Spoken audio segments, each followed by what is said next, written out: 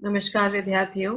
आज हम शिक्षा निर्देशालय द्वारा जारी की गई वर्कशीट नंबर 39 कक्षा 9 की वर्कशीट को सॉल्व करेंगे। हमारा विषय है पृष्ठीय क्षेत्रफल एवं आयतन। आपको जैसे कि आप जानते ही हो कि हमारे आसपास 2D और 3D फिगर्स होती हैं। जो 2D आकृतियां होती हैं इसके दो मापन होते हैं, जैसे कि लंबाई और चौड़ाई। इसमें कुछ उदाहरण हैं, जैसे आयत, वर्ग, त्रिभुज एवं वृत्त आदि। और कुछ ऐसी ठोस आकृतियां जिनकी लंबाई, चौड़ाई और ऊंचाई होती है, उनको हम 3D आकृतियां कहते हैं। तो 3D आकृतियों में हमारे पास एग्जाम्पल में जैसे कि आपके पास घनाभ आ जाता है, घन आ जाता है, बेलन आ जाता है, ये इसकी एग्जाम्पल है। तो ये आकृतियां जो होती हैं, दो या दो से अधिक आकृतियां, इनके समरूप फलक होते हैं। तो अब हम इसके विषय में जानकारी प्राप्त करते हैं।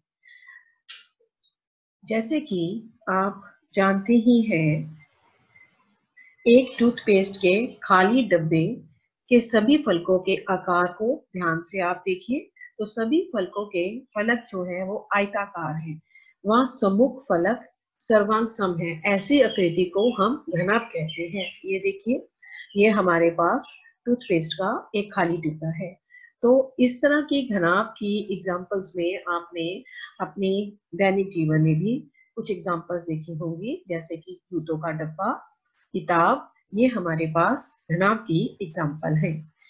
इसी तरह इसी डब्बे के यदि सभी फलक वर्गाकार व सर्वांग सम हो तो ऐसे फलक को हम घन कहते हैं।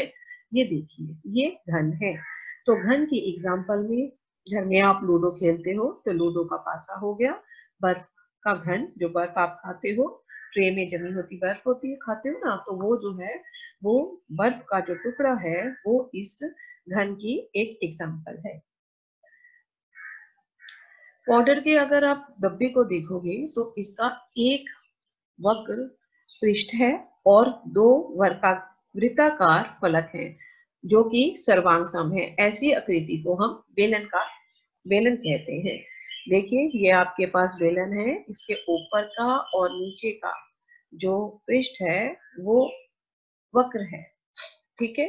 तो इसमें बेलन की एग्जाम्पल में आप घर में ट्यूबलाइट देखते हो, पाइप, मोमबत्ती, तो ये सब जो एग्जाम्पल्स हैं वो बेलन की एग्जाम्पल में है।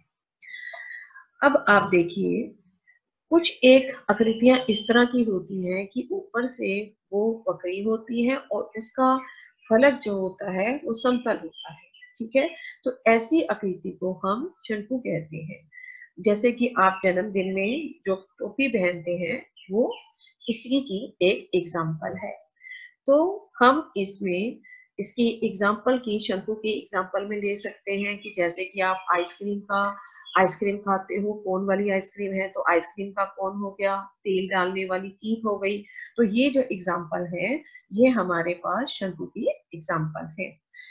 तो अब ये देखिए, ये आकृति आप देख रहे हो, इसको हम गोला कहते हैं। ठीक है। यह केवल एक वक्रीय फलक है। तो इस तरह ये जो है वो गोला है।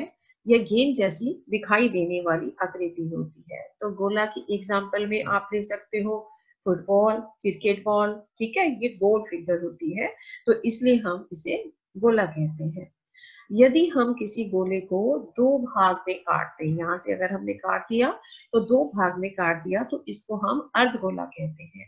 इसमें एक वक्रीय व एक समतल फलक होता है। तो अर्धगोले की एग्जाम्पल में जो घर में कटोरी होती है या बाउल होता है, दाल डालने वाला बाउल हो गया, कटोरी हो गई, या नींबू को हम आधा काट देते हैं, तो ये इसकी एग्जाम्पल्स है। किसी ठोस का पृष्ठीय क्षेत्रफल उसके सभी फलकों के योगफल का योग होता है। किसी ठोस का पृष्ठीय क्षेत्रफल दर्शाने के लिए हम वर्ग इकाई का प्रयोग करते हैं।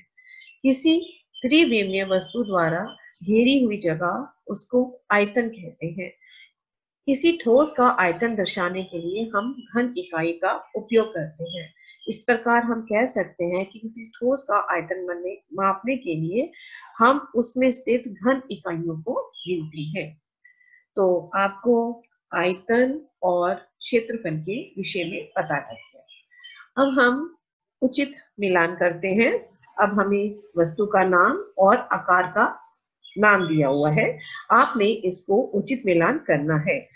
बीच में से आधा कटा नींबू, तो ये हमारे पास अर्धगोला है।